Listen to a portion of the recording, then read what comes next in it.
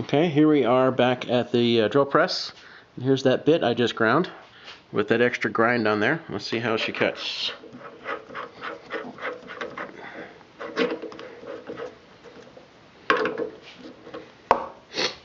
Same piece of steel, same thing. I'm going to just hold it with my fingertips so it can move however it wants.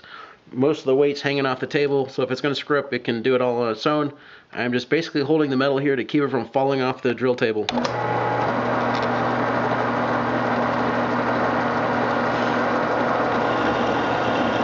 Same thing, thumb pressure.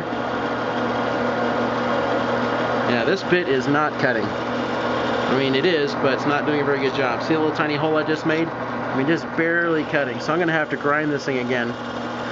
It's just not doing a very good job. There you go. Now it's starting to bite a little bit, but it's not cutting very well.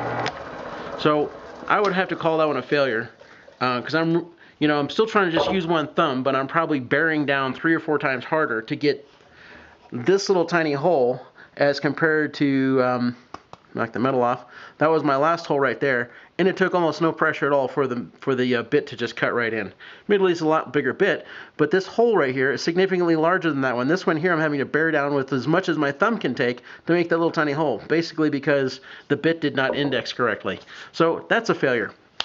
Anyway, if you get that kind of results where the bit just won't cut, you probably need to re-index it and regrind it because you don't have the cutting edges right. Probably what's happened here. And we might be able to see this. Let's see. Get the metal off it. There we go. So, yeah, sure enough. So just barely, I can see it on here. The cutting edge is curved over this way.